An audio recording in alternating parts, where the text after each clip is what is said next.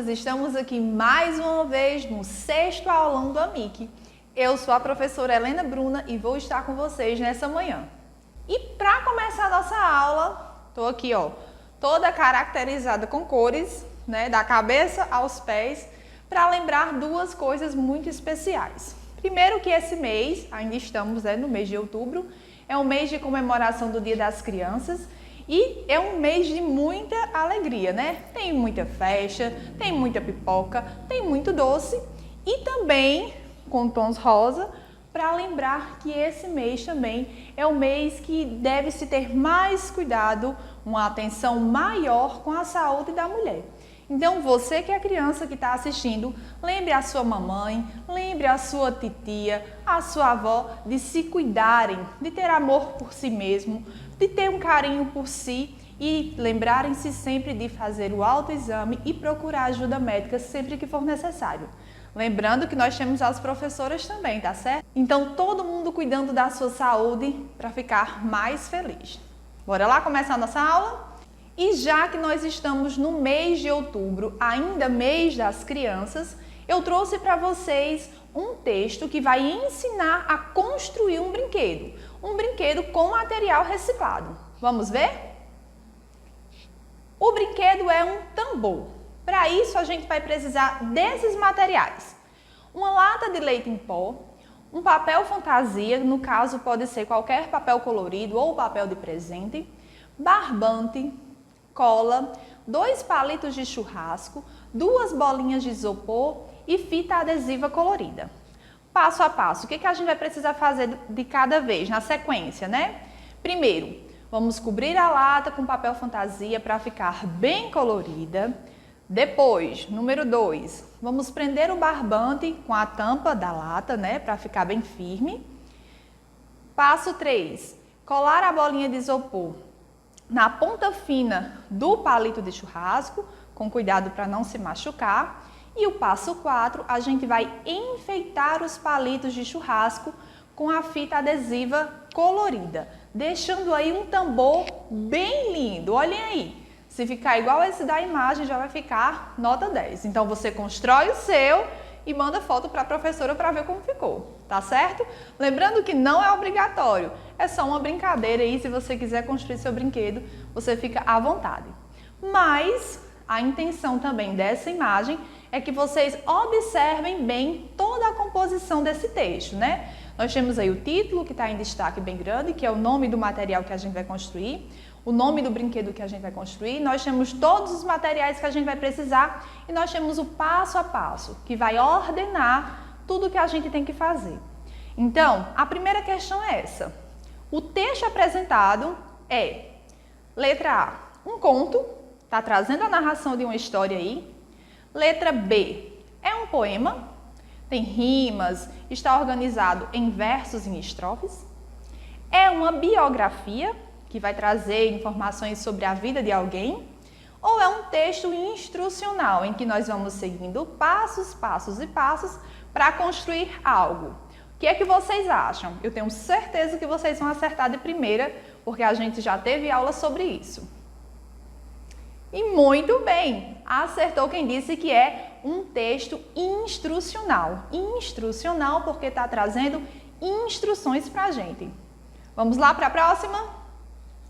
Aí nós temos para vocês uma imagem que tem em destaque Dia das Crianças. E as seguintes informações, fiquem atentos a todas as informações. Dia 12 de outubro, Tá aí 12 de outubro, de 9 horas às 12 horas, no Centro Social Urbano, o CSU, e nós teremos aí brinquedos, doces, algodão doce, cachorro quente, picolé, pipoca, saquinho, surpresa e muitas brincadeiras. E aí abaixo tem um número de telefone. Observem que essa imagem está cheia de cores, cheia de características infantis, que são as cores, são os balões, a pipoca, as crianças ali, então tudo remetendo aos seres mais importantes desse mês, que são vocês, crianças. Vamos à questão 2. Essa imagem, após a gente fazer a leitura de tudo que está compondo ela, nos mostra ou serve para quê? Letra A, ela está servindo para ensinar uma brincadeira. Letra B, ela está servindo para convidar para uma festa. Letra C, ela está servindo para contar uma história. Ou letra D, ela está listando alguns produtos. O que você acha que melhor representa essa imagem? Qual dessas alternativas? Bora lá, coloca aqui nos comentários, eu quero ver quem é que vai acertar essa questão. E ó, tá bem fácil. E acertou quem disse que essa imagem está nos convidando para uma festa. Então ela apresenta aí características de um convite, do gênero textual convite. Dando continuidade, a gente vai parar um pouquinho de ver esses textos que têm imagens, que têm muitas informações, e vamos nos concentrar em uma classe gramatical que é chamada de conjunção. Né? Vocês já sabem que nós estudamos 10 classes gramaticais, né, até o 5º ano, e uma delas é a conjunção. Então, a conjunção é uma palavra que vai unir duas orações. Vamos ver alguns exemplos? Vejam só. Primeira frase é: ela gosta de chocolate e de maçãs. Então, vocês vejam que o está em destaque e está unindo duas partes. Aqui diz que ele gosta de chocolate e de maçãs, né? Então, está fazendo a união, está adicionando uma coisa à outra. Então, tanto gosta de chocolate e também de maçãs. Gosta de duas coisas. Se a gente tirasse esse a frase ia ficar um pouco estranha. Ele gosta de chocolates, de maçãs. Ia ficar faltando alguma coisa. Então, esse aí está fazendo a união das duas orações. Vamos à segunda frase. Marcos esteve doente, mas está bem. Então, a palavra mais está fazendo a ligação aí entre Marcos esteve doente e com a parte está bem, entre as duas orações. Terceira frase. Você vai para o cinema ou para a praia. Nesse caso, a palavra ou está fazendo a ligação entre você vai para o cinema e a parte para a praia. Mais uma ligação. Então, observem. As palavras e, o sozinho que está aí, mas e ou, as três palavras são caracterizadas como conjunções. E aí, nós temos as seguintes formas de organizar as conjunções, né? A que eu estou trazendo primeiro para vocês são as conjunções aditivas, em que vão trazer uma ideia de soma, de adição, tá? São elas e, nem, bem como, não só, mas também, não apenas, como ainda e por aí segue. As conjunções adversativas, que são as que vão trazer a ideia de oposição, são mas, porém, todavia, contudo, não obstante, no entanto, entretanto e segue. Temos também as conjunções alternativas, que é quando vai trazer opções de escolha. Então, ou isso ou aquilo, tá? E aí tem também quer, ora, já, seja. Então, observe uma característica bem comum dessas conjunções alternativas é que elas muitas vezes se repetem. Ou, quer. Então, tem ou, tem uma parte da frase ou da oração e aparece o ou na frente novamente, certo? Temos também as conjunções conclusivas, que são aquelas que estão no encerramento de uma frase ou no fechamento de um texto, e elas aparecem como sendo as palavras assim, logo, portanto, então, por isso, desse modo, por conseguinte, e aí segue. E temos também aquelas que servem para explicar, que aparecem dentro das orações, dentro das frases, como forma de explicação, que vai facilitar, que vai trazer uma informação a mais sobre algo que foi dito anteriormente. E aí são essas: que, porque, pois, nesse caso antes do verbo, porquanto e etc. E por aí segue. Agora vamos analisar dentro de textos, no caso, o primeiro texto que a gente vai trazer para vocês é uma tirinha, Vamos observar essas conjunções, a forma que ela aparece e vamos analisar, né, qual a ideia que elas vão trazer dentro desse texto, porque cada um vai ter uma forma de ser interpretada, uma forma de ser lida de acordo com o texto que vai estar nela, né? Então vamos lá. A questão 3 é uma tirinha e diz assim: nós temos aí o diálogo de duas pessoas que provavelmente estão trabalhando de guardas do exército, alguma coisa do tipo. Como é que a gente sabe disso? Pela forma que eles estão vestidos, não é isso? Então, esses textos em tirinha, a gente faz a leitura tanto do que está nos balões, das frases que estão nos balões, como das características que são mostradas no desenho, tá? Então, quando a gente observa a roupa dos personagens, a gente faz ligação com o exército ou com guarda, alguma coisa do tipo. O primeiro diz assim: Dentinho, eu tentei e tentei com você, mas eu simplesmente não consigo. Dentinho fala: bem, não desista, sargento. E lá no outro quadrinho ele fala também: talvez você tenha um talento tardio. E aí tem um pouco, passa a ser um pouco engraçado, porque o sargento está lá todo preocupado, né, já não sabe mais o que fazer, e o Dentinho ainda, né, quer que ele insista mais um pouco. Então vamos lá. No trecho, quando diz assim: mas eu simplesmente não consigo, a palavra grifada, que é a palavra mais, introduz uma. Quando ele diz assim: mas eu não consigo, repetindo: Dentinho, eu tentei e tentei com você, mas eu não consigo. Então essa é uma ideia de oposição, é uma ideia de explicação, é uma ideia de adição, está juntando aí uma frase à outra, ou é uma alternância? O que vocês dizem sobre essa conjunção mas? Se voltar um pouquinho o vídeo, vai ver que ela aparece lá no quadro que eu expus para vocês agora. E aí, o que vocês acham? Estou esperando vocês colocarem aqui nas mensagens. E acertou quem disse que é uma ideia de oposição, tá? Ele não consegue mais, não sabe mais o que fazer ali com o Dentinho. Tá certo? Então a resposta correta é a letra A. Na quarta questão, diz assim: nós temos um texto, né, que o texto tem como título Como é produzido o giz de lousa, né? E vamos lá.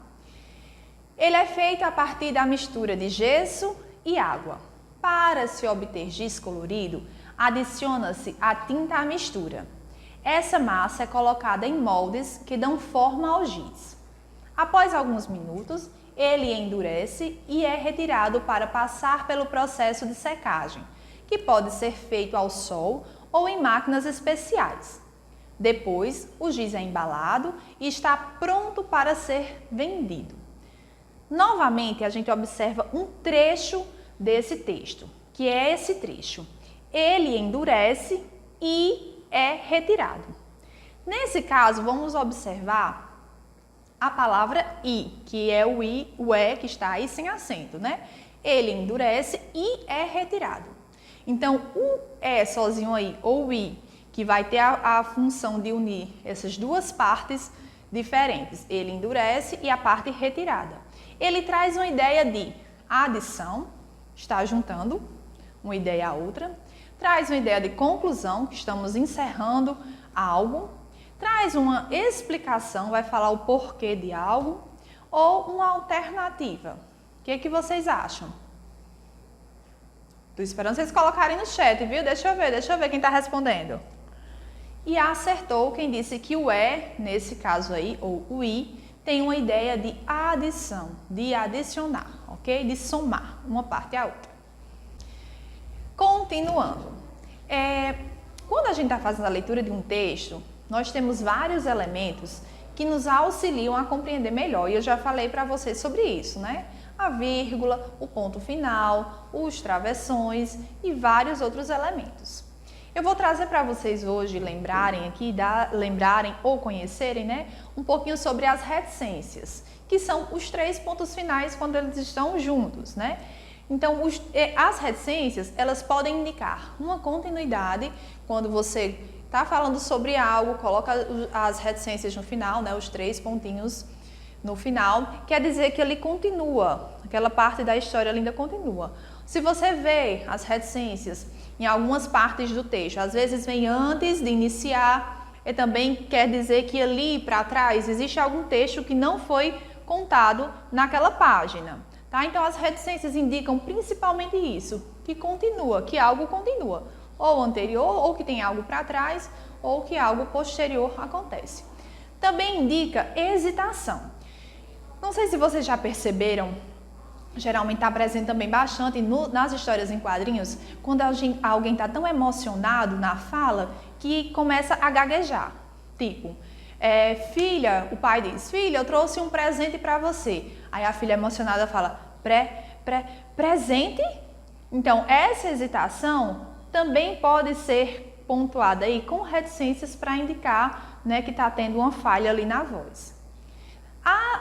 Além disso, quando algo é interrompido dentro de um texto, a gente pode também ter a presença das reticências para mostrar isso. E, por último, uma pausa, né? Quando ela aparece ali no texto, pode indicar também uma pausa maior. Às vezes vem um texto, tem reticências, depois começa outra parte. Quer representar uma parada mais intensa, uma pausa, tá certo? Então, são basicamente essas 4 coisas que as reticências podem nos induzir a compreender. Pode indicar continuidade, pode indicar hesitação, pode indicar uma interrupção e também uma pausa. Tudo bem? Agora vamos às nossas questões. Vejam a frase que diz assim: eles passam por Cajazeiras, São João do Rio do Peixe, Santa Helena. E aí aparecem as reticências. Então, essas reticências que estão empregadas aí no final da frase, elas vão indicar uma pausa, uma interrupção na fala, uma hesitação, né, aquela que é marcada pela emoção, quando o personagem começa ou a fala presente ali começa a ter fragmentos, ou uma continuidade, quer dizer que algo ali continua. O que vocês acham? Estou esperando colocar aqui no chat, vamos ver quem vai acertar. Aliás, estou esperando colocar aqui nos comentários, vamos ver quem vai acertar. Tempo, eu acabei de falar. Acertou quem falou que se refere a uma continuidade. Então, quando ela está aparecendo ali no final da frase, as reticências indicam que essa fala que foi colocada aí continua ainda, tem alguma coisa para aí que não foi expressa no texto. Ok? Vamos agora para a última questão, questão 6. Já estamos terminando. Eu vou trazer para vocês agora um texto que tem como título Os Preguiçosos, né? Os Preguiçosos, que é de Luiz Fernando Veríssimo, né? Que é um autor muito conhecido no Brasil e que geralmente escreve textos bem humorados, tá? Desde pequena eu me lembro de escutar essa história, era bem comum no meu meio. E diz assim: 2 preguiçosos estão sentados, cada um na sua cadeira de balanço, sem vontade nem de balançar. Um deles diz: será que está chovendo? E o outro fala: acho que não. Será? Não sei. Vai lá fora ver. Eu não. Chama o cachorro? Chama você. Tupi! O cachorro entra da rua e senta entre os 2 preguiçosos. E então? O cachorro está seco. E aí eles concluem que não está chovendo. Porque o cachorro está seco, se o cachorro estava na rua, então não há chuva, né? Se ele estivesse molhado, aí sim estaria chovendo. A questão vai trazer algo também relativo à forma que esse texto está organizado, né? Vocês estão vendo que ele é composto, que ele está cheinho aí de travessões. E eu já falei para vocês também que quando a gente tem travessões dentro de um texto é porque a gente tem um diálogo. Mas calma, senão eu vou dar resposta. Será que eu já dei? Vamos à questão. Diz assim: o travessão foi usado nesse texto para indicar: letra A descrição do ambiente; letra B, a fala dos personagens; letra C, a preguiça dos 2 personagens; ou a letra D, a obediência do cachorro. Xiii, essa aí ficou fácil, hein? Eu praticamente dei a resposta antes. Então, acertou quem disse, quem pensou aí, né? Que é a letra B, que o travessão vai indicar aí a fala dos personagens. E por hoje é só, ficamos por aqui. Um abraço bem apertado em vocês, crianças. Lembrem-se de falar com as mães, com as tias, com avós, para se cuidarem, para terem uma atenção especial por si esse mês e fazerem o autoexame e também a mamografia, tá certo? Um beijo bem grande para vocês e até a próxima aula.